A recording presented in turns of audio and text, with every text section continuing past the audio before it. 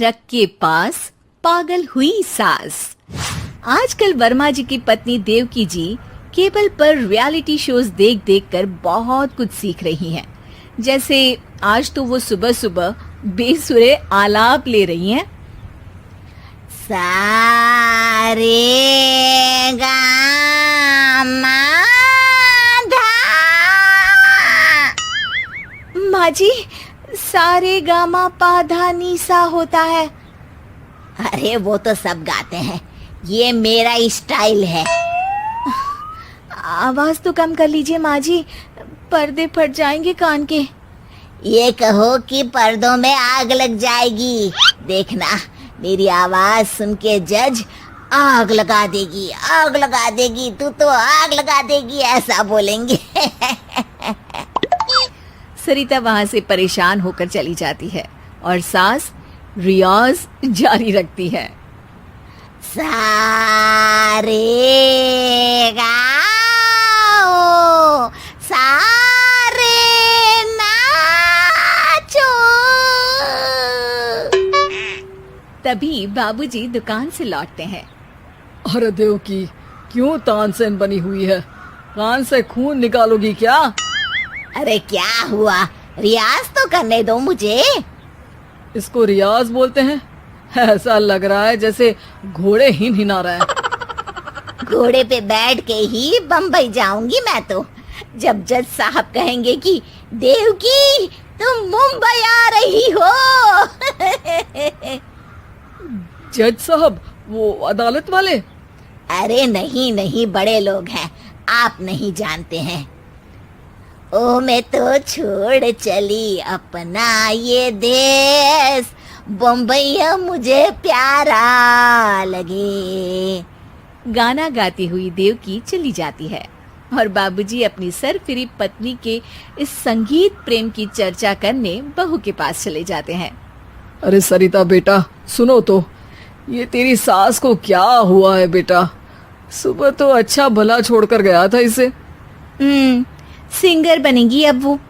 Singing reality show में जाने की सुबह से तैयारियां चल रही हैं इनकी। हाँ, अब तो कोयल के सुर मेंढक छेड़ेगा। हे भगवान, सद्बुद्धि दो इसे। इधर बाबूजी भगवान को कहते हैं और उधर राधा रानी प्रकट हो जाती है, देवकी की मोहल्ले की सबसे पक्की दोस्त। क्यों री देवकी, काहे इतना गला फाड़ रही है? कोई चीखने चिल्लाने का कंपटीशन है क्या? अरे ये देख, नया सिंगिंग शो, मैं भी गाऊंगी, हिंदुस्तान के दिलों की धड़कन बनूंगी। अरे इतना बेसुरा गा के दिलों की धड़कन नहीं, दिलों का अटैक बन जाएगी। इससे तो अच्छा है कि नाच ही ले। वैसे भी दिन भर मोहल्ले में नाचती तो रहती है तू, कभी इसके घर कभी उसके घर। देवकी को समझ में आ जाता है कि उसका गाना किसी को पसंद नहीं आ रहा। अगले दिन सरिता देखती है कि सास पैरों में घुंघरू बांध के नाच रही है। अरे माँ जी, क्या मंजुलिका बनी हुई है आज आप? अरे नाचने दे बहू, जब तक है जान जाने जहां मैं नाचूंगी। अरे माँ जी, अभी जान निकल जाएगी इतनी जोर से नाचेंगी तो। अरे अरे क्या कर रही हो? अरे दिख नहीं रहा, डांस कर रही हूँ। अरे जैसी तुम्हारी हरकत है, तुमको तो नागिन डांस करना चाहिए। वो भी करूंगी, भांगड़ा भी करूंगी। देखना, जज मुझे देख के स्टैंडिंग ओवेशन देंगे। हाँ, स्टैंडिंग ओवेशन तो देंगे ही, ताकि खड़े होकर वहां से भाग सके तुम्हारा डांस देखकर। अरे कुछ ढंग की चीज करो, ये रोज क्या नया शुरू कर देती हो? सास को लगता है कि उसका डांस का सीन भी बिगड़ गया। अब वो टीवी देख के कोई और कलाकारी ढूंढने लगती है। तभी उसे टीवी पर खतरों के खतरनाक खिलाड़ी शो दिखता है, जिसमें लोग अलग अलग स्टंट करते हैं। बस देवकी को नया काम मिल जाता है। अगले दिन सुबह देवकी डंबल लेकर कसरत करने लगती है। माँ जी, ये क्या कर रहे हैं आप? अरे खरी जैसे बनकर खलबली मचा दूंगी। कल मैंने खतरों के खतरनाक खिलाड़ी देखा और सोच लिया कि मुझे वही जाना है। हाँ बस। तभी वहाँ बाबूजी भी आ जाते हैं। अरे इतना भारी डंबल, अरे गिर मत जाना कहीं लेकर। अरे चुप करो, तुमसे कुछ नहीं होता इसका मतलब ऐसा नहीं कि मुझसे भी कुछ नहीं होगा। मैं तो खतरों के खतरनाक खिलाड़ी में जाने वाली हूँ। हाँ, मैं तो इस शो में तभी गया था जब तुमसे शादी हुई थी। तुमसे शादी करना भी खतरों के खतरनाक खिलाड़ी में जाने से कम थोड़ी ना है। अब चुप भी रहिए। अरे बहू, वो भारी वाला डंबल उठाकर ला तो। अरे ना माँ जी, आप संभाल नहीं पाओगी। अरे मैंने टीवी में देखा था, एक आदमी कार उठा लेता है, इतना तो मैं उठा ही सकती हूँ ना। बहू घबराते हुए भारी वाले डंबल माँ के हाथ में दे देती है। जैसे ही माँ दोनों हाथ ऊपर करती है, पूरे शरीर का बैलेंस बिगड़ जाता है और वो पीछे की तरफ गिर जाती है। डंबल जाकर टीवी में लगता है और टीवी फूट जाती है। माँ जी, उठिए माँ जी। बाबूजी बहुत तेज हंसने लगते हैं। बाबा बाबा, टीवी और बीवी दो टेंशन थे मेरे, आज एक कम हो ही गया। बहू भी सास को उठाते उठाते इस बात पर ताली बजाकर हंसने लगती है और देवकी फिर से गिर जाती है। और इस बार देवकी भी अपनी बेवकूफी पे हंसी रोक नहीं पाती। जेम्स बॉन्ड बहू। गंगानगर में सुमन अपने बेटे योगेश, बहू मीना और बेटी शीला के साथ रहा करती थी। मीना ने लॉयर की पढ़ाई की होती है और वो जॉब करना चाहती है। सुनो जी, मुझे एक डिटेक्टिव एजेंट के यहाँ जॉब मिल रही है। जॉब, वो भी डिटेक्टिव का? अरे ओ बहू, कोई जॉब करने की जरूरत नहीं है। अरे तुम जॉब करोगी तो घर का काम कौन संभालेगा? मीना घर के कामकाज पर ही ध्यान देने लगती है। सुमन भी उसे काम पर लगाए ही रखती है। इधर शीला कुछ ज्यादा ही वक्त कॉलेज में बिताने लगती है। अरे इतनी रात हो गई, कहाँ थी तुम बेटा अब तक? फोन भी नहीं लग रहा था तुम्हारा। माँ, वो हमारी एक्स्ट्रा क्लासेस चल रही है ना, और फोन की ना बैटरी खत्म हो गई थी। अरे तो किसी और के फोन से इन्फॉर्म कर देती। माँ और मुझे कितनी चिंता हो रही थी। धीरे धीरे शीला रोज ही देरी से घर आने लगती है। कभी पढ़ाई का बहाना बनाती तो कभी कुछ और। देखो शीला, इस तरह चला तो मैं तुम्हारा कॉलेज बंद करवा दूंगा। ऐसा मत बोलिए ना, मैं समझाती हूँ इसको। मीना शीला को समझाने की कोशिश करती है, मगर वो उल्टा उसे ही झाड़ देती है। शीला, इस तरह घर रोज लेट आना अच्छी बात नहीं है। मुझे मत सिखाओ, बहू हो तो बहू के जैसे रहो। अरे मगर मैं तुम्हारी भलाई के लिए बोल रही हूँ ना शीला। दाल में कुछ तो काला है, मुझे पता लगाना पड़ेगा। मीना अपना डिटेक्टिव वाला दिमाग लगाने लगती है। वो शीला की एफबी और इंस्टा प्रोफाइल्स को अच्छे से चेक करती है और उसको शक हो जाता है कि शीला का चक्कर किसी साहिल नाम के लड़के के साथ चल रहा होता है। वो शीला को समझाने की कोशिश करती है। शीला, वो लड़का अच्छा नहीं है, उसे छोड़ दो तुम। मेरे मामले में ज्यादा घुसने की कोशिश मत करो, वैसे भी मैं उसको भैया और माँ से मिलाने ही वाली थी। हाँ। थोड़े दिन बाद शीला का बीएफ साहिल अपने पिता के साथ उसका हाथ मांगने आ जाता है। मैं शीला से बहुत प्यार करता हूँ और उससे शादी करना चाहता हूँ। जी, मेरा बेटा और शीला एक दूसरे को अच्छे से जानते हैं। मेरा बेटा बहुत ही जल्द दुबई काम के लिए जाने वाला है। दुबई? हाँ, मेरी नौकरी लग गई है वहाँ। अगर आप लोगों को ऐतराज ना हो तो हम इन दोनों का रिश्ता कर देते हैं। सीमा दुबई का नाम सुनकर प्रभावित हो जाती है और योगेश से सलाह मशवरा करके रिश्ते के लिए हाँ बोल देती है। अजी, अब जब बच्चों ने एक दूसरे को पसंद कर लिया है तो हम कौन होते हैं मना करने वाले। आप तो उसके दुबई जाने से पहले ही शादी तय कर दीजिए। हे भगवान, क्या हो रहा है ये सब। बस दुबई का नाम सुनते ही माँ जी उनकी बातों में आ गई। मुझे ही कुछ करना पड़ेगा। अब सुनिए जी, आपको नहीं लगता माँ जी ने रिश्ता तय करने में जल्दबाजी कर दी है? हाँ, सो तो है। बस मुझे तो ये लग रहा है कि हमें पहले लड़के और उसके परिवार की अच्छे से जांच पड़ताल करनी चाहिए। तुम माँ के फैसले पर शक कर रही हो मीना? नहीं नहीं जी, मेरा वो मतलब नहीं था। तो और क्या मतलब था? चुपचाप अपने काम पर ध्यान दो और घर की मुखिया बनने की कोशिश मत करो। हे भगवान, ये ऐसे नहीं मानेंगे, मुझे ही कुछ करना होगा। मीना अपना डिटेक्टिव माइंड लगाती है और साहिल और उसके परिवार के बारे में पूरी तरह से जांच पड़ताल करती है। तभी साहिल के पापा उनके घर कॉल करते हैं। जी, वो साहिल की दुबई जाने की टिकट करवा रहा था। अगर आप हाँ बोले तो शादी होते ही शीला भी उसके साथ ही दुबई चली जाएगी। अरे नेकी और पूछ पूछ जरूर करवा दीजिए।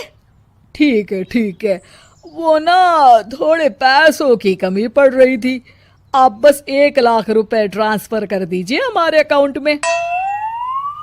जी जी जरूर, बेटी की खुशी के लिए कुछ भी। मीना सब सुन रही होती है। माँ जी, ये आप क्या कर रही हैं? हम उनको अच्छे से जानते भी नहीं हैं। अरे तू चुप कर, हर वक्त टोक लगाती रहती है। मीना को जांच पड़ताल करने पर एक बहुत बड़ा सबूत मिल जाता है। माँ जी, मैंने आज तक आपसे कुछ नहीं मांगा, मगर आज कुछ चाहती हूँ आपसे। अरे बोल भी दे। वो मेरी एक दोस्त है ना, जिसका नाटक है। मैं चाहती हूँ आप सब भी चले वो देखने। अच्छा, बस इतनी सी बात, ठीक है। और अगले दिन शाम को सब तैयार होकर नाटक देखने जाते हैं।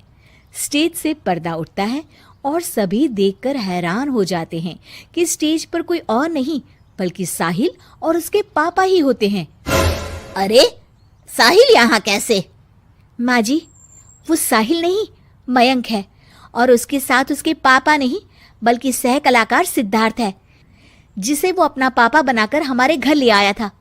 और वो नाटक कंपनी में ही काम करता है। वो साहिल बनकर आपको चीट कर रहा था। हे भगवान! अरे ये सब क्या है? माँ जी, इतने दिनों से दोनों का पता लगा रही थी मैं, तब मुझे इन सब बातों का पता चला। हमें माफ कर दो मीना, हमने हमेशा ही तुम्हारी बातों पर ध्यान नहीं दिया और तुमको नीचा दिखाया। आई एम सॉरी भाभी। हाँ बहू, आज तुमने मेरी बेटी की जिंदगी बचाई है। तुम तो सच में डिटेक्टिव हो, डिटेक्टिव। ऐसा मत बोलिए माँ जी। अरे नहीं बेटा, हम लोग हमेशा बेटी और बहू में अंतर करते थे, मगर अब से ऐसा नहीं होगा। अब से तू अपने पसंद की जॉब करेगी और एक डिटेक्टिव बनेगी। हमारी बहू जेम्स बॉन्ड।